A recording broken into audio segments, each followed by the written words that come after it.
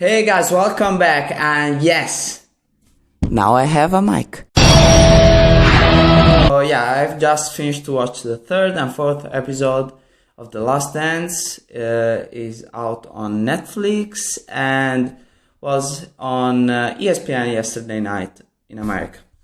So the third episode starts with Dennis Rodman about that how important he was during the time that Scottie Pippen wasn't in the team, because if you are following the series so Scottie was out for his salary request that wasn't accepted, so yeah, he requested a trade. Dennis during that period was really focused on the game. He helped Michael.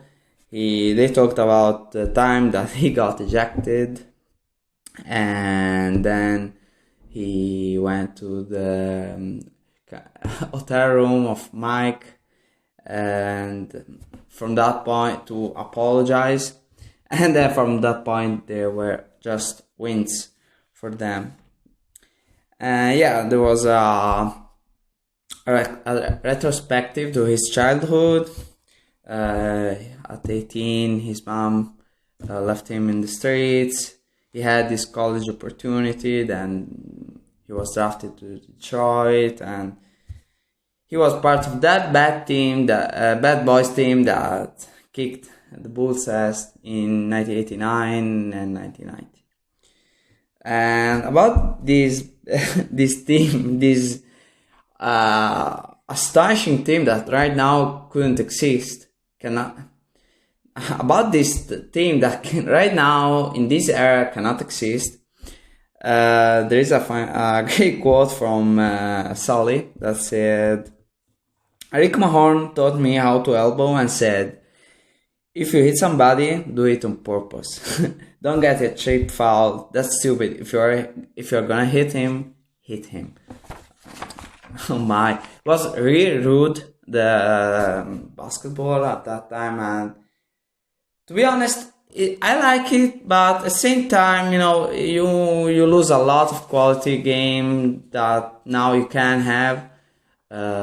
Putting apart that right now it's just 3-pointers and whatever. In the meanwhile, there was Doug Collins as head coach in Chicago. Michael said he was pressure for the Bulls. The first game at Madison Square Garden, Mike scored 50 points for the first win, the first game for Doug Collins.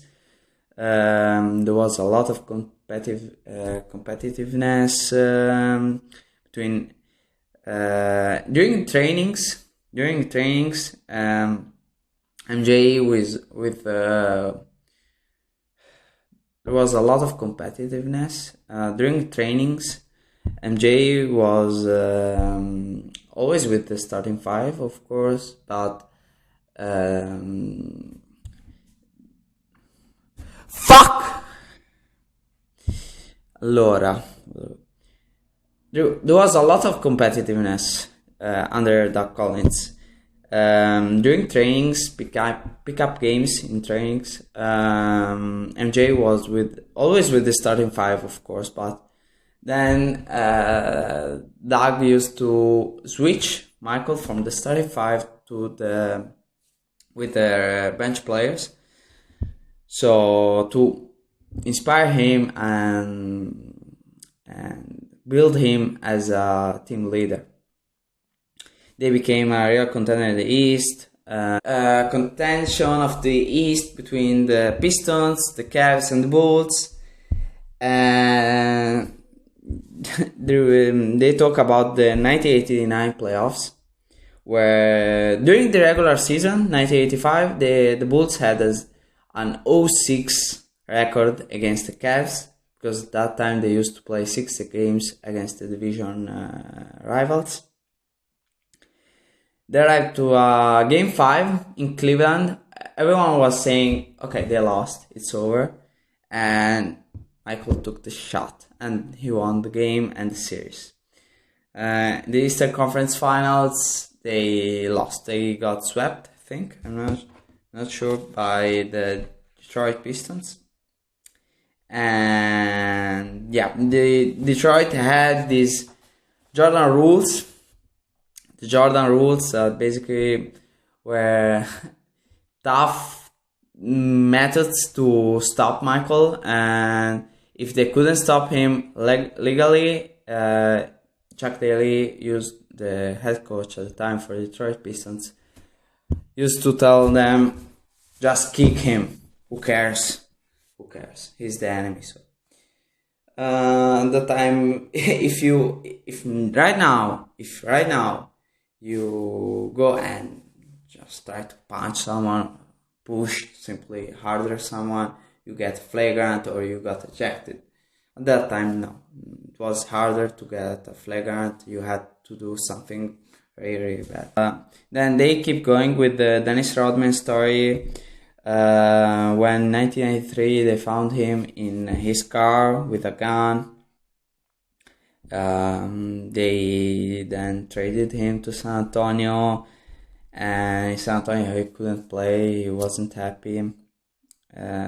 He couldn't do whatever he wants to, so he got traded to Chicago.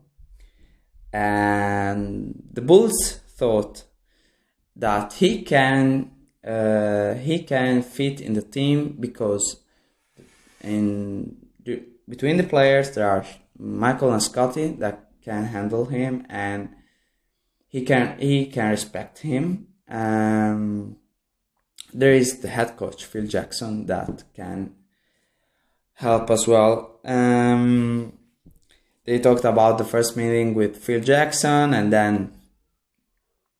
then they came back to the January 1998 when, with a record of 24-11, Scotty came back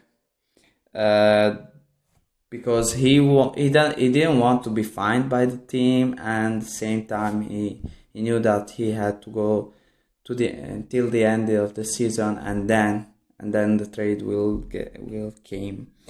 Then they talk about all the "are you retiring" questions, Michael, because he wasn't sure still because of all the issues with Jerry Cross, Phil Jackson, and Scotty wasn't happy. So yeah. Dennis Rodman's haircuts, his relationship with Madonna. He then asked for a vacation when Scotty came back. He asked for he asked for a long vacation, but actually they gave him 24 hours to go to Las Vegas. And the Bulls knew that they need to give him rope, but probably they gave him a little bit too much because actually he didn't come back. So here finished the third episode, where basically it's all about Dennis Rodman's career and how he arrived to the Chicago Bulls, and they introduced a little bit about the Bad Boys Detroit Pistons. Please put like, subscribe, comment below, and well, see you in next video.